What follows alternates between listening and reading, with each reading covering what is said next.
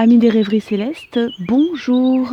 Alors on se retrouve en pleine nature avec le bruit des oiseaux et au loin des engins agricoles ou peut-être une scierie. Bref, on est là pour vos énergies du mois de juin. Alors on avait fait les Gémeaux, donc là on passe au Cancer, puisque c'est le signe qui suit après le Gémeaux. Allez, c'est parti. Je vais faire donc le tirage pour les Cancers, le mois de juin des Cancers. Alors, il y a 2 cartes qui viennent de sortir. Juin, les Cancers. Juin, les Cancers.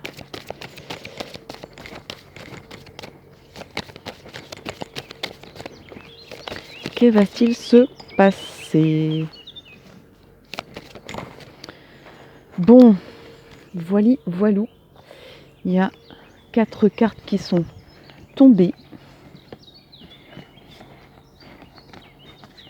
Alors, pour les Cancers, on a la séparation. Je vais essayer de pas trop toucher mon écran. J'espère que, bon, c'est pas très lumineux, mais j'espère que vous voyez quand même. Parce qu'il est vraiment en équilibre, mon pied de caméra. Alors, on a la séparation. Ensuite, on a le travail, le retour et l'examen. Alors, pour les Cancers, le mois de juin. Alors, on a d'abord la séparation, le travail juste à côté l'un de l'autre. Donc, pour certains, on est en tirage général, donc il y a plusieurs Cancers qui vont regarder cette vidéo. Vous n'avez forcément pas la même vie, hein, et je ne connais pas votre vie. Donc, il y a plusieurs possibilités. Certains vont avoir une rupture dans le monde professionnel. Peut-être que certains vont changer de travail ou vont subir une rupture de contrat. On dirait que on se sépare de quelque chose. On va pas dire que c'est un long fleuve tranquille de se séparer de quelque chose, d'une situation, d'une personne. Alors, on est dans des énergies mensuelles qui durent 30 jours. Donc, on ne peut pas non plus tout le temps dire dans les tirages que c'est un changement de vie. Et d'ailleurs, j'ai envie de dire tant mieux, parce qu'on ne peut pas non plus tout le temps avoir des bouleversements importants dans nos vies. Donc là, il y a peut-être aussi une rupture dans la façon de faire les choses ou dans la façon de penser, la technicité de votre travail peut-être. Peut-être qu'on va vous dire qu'on va procéder autrement au niveau de votre travail, qu'il y aura une mutation et qui pour vous sera peut-être pas évidente à accepter. Voilà. Il y a peut-être un aspect, je vois, que c'est pas si évident à lâcher en fait. On n'a pas trop envie de changer d'attitude ou de changer de situation ou de faire des tâches supplémentaires ou des tâches différentes de ce qu'on faisait avant. On se sentait bien et confortable comme on était avant, et là ça sera pas évident. Après pour d'autres, c'est vraiment un changement de travail. Donc on se sépare d'un boulot, ou bien on change de service, on change de collègue, on change peut-être de lieu aussi. Peut-être qu'on vous dit t'iras à la succursale Intel maintenant, où on va changer les bureaux et puis la disposition des bureaux, et Et voilà, ça chamboule tout en fait, hein. Il y a comme un chamboulement qui vous travaille les méninges aussi, hein. On peut aussi voir dans le raisonnement de travailler quelque chose dans la séparation, dans le thème de la séparation. On sépare, peut-être aussi que pour certains, il y a des personnes qui décident de cloisonner un peu leur thème de vie, de bien séparer les choses. Mais c'est pas dans la facilité. J'ai pas l'impression que c'est dans la facilité. On a du mal. On sait que c'est nécessaire. Mais ça vous travaille, vous ruminez là-dessus. Peut-être qu'avant, peut-être que ça vous pèse de ne plus télétravailler pour certains, par exemple. De revenir au monde normal, on va dire. Bah oui, parce qu'il y a des gens, bien souvent dans les médias, on dit c'est compliqué de télétravailler. Et il y a des gens qui supportent plus de ne plus voir leurs collègues.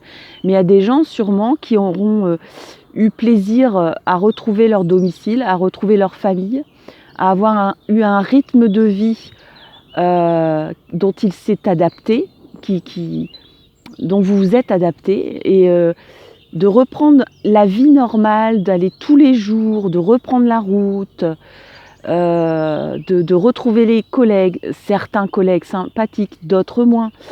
Un rythme de vie, on rentre le soir, on est fatigué, il y a des bouchons, etc.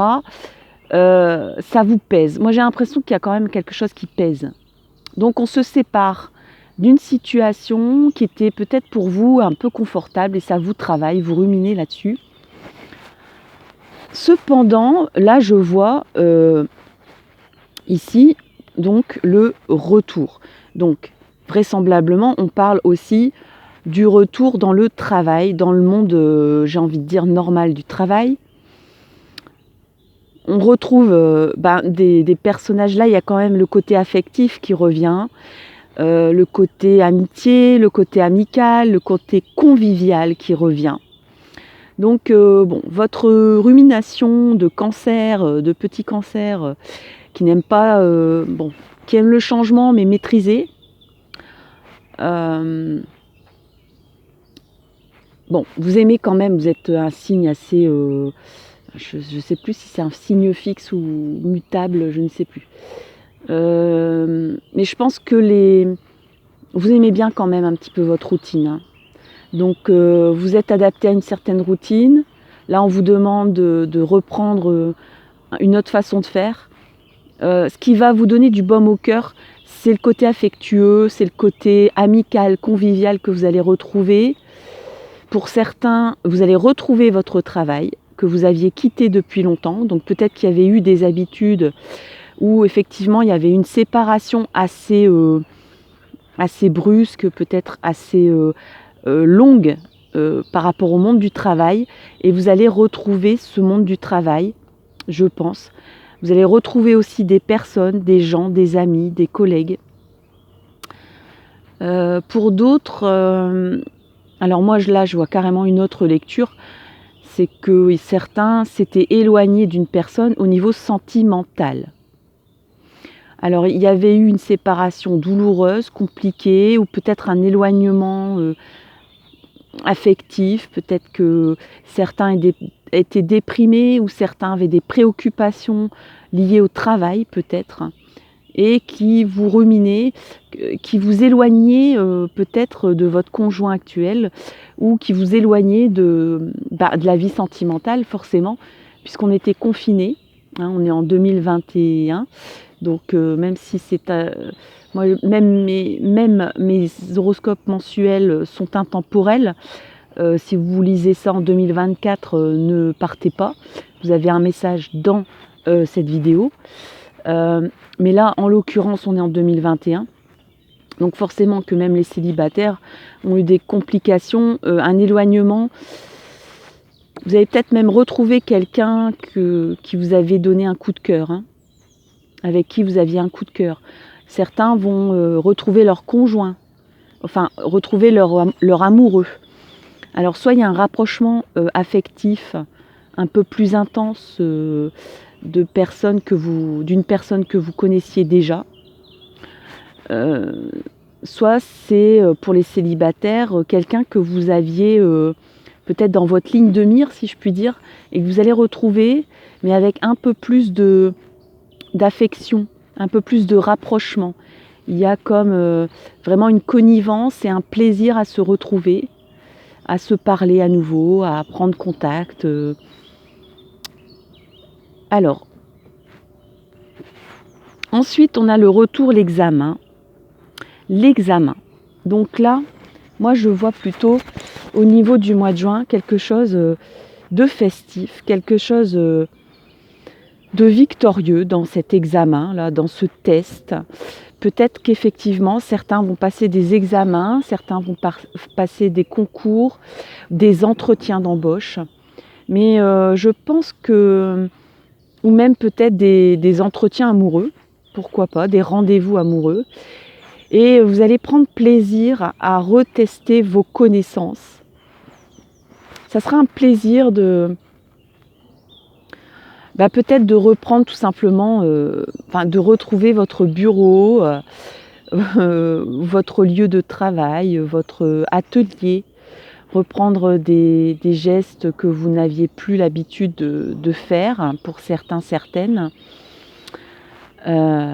Pour d'autres, c'est des examens, pour des formations, et vous allez finalement prendre plaisir. Je pense que moi je ressens beaucoup de plaisir, du plaisir à tester vos connaissances, à reconnaître vos valeurs.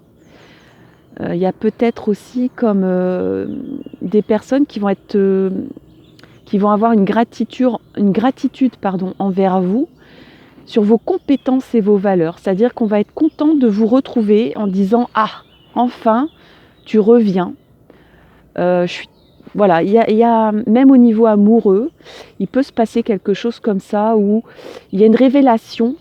On va révéler votre personnalité, vos compétences, vos valeurs. Vous allez briller, je pense, les cancers, là, pour le mois de juin. Et vous allez redorer votre blason. Du coup, vous allez être fiers. Voilà, il y a comme une fierté parce que des personnes, que ce soit des professeurs, des examinateurs, des personnes qui vont vous faire passer des entretiens d'embauche, ou des collègues, ou des supérieurs, qui vont dire « Ah, enfin, on va retrouver tes compétences, ça nous a manqué que tu n'étais pas là ». Ou alors, vous avez, on reconnaît vos compétences, vous avez passé haut la main cet examen, vous avez bien travaillé, bien bûché. Je pense qu'il y a beaucoup aussi d'investissement de votre côté, dans votre coin. Et je pense que ça vous travaillait aussi beaucoup, d'avoir été, peut-être que vous avez craint d'avoir perdu votre savoir-faire.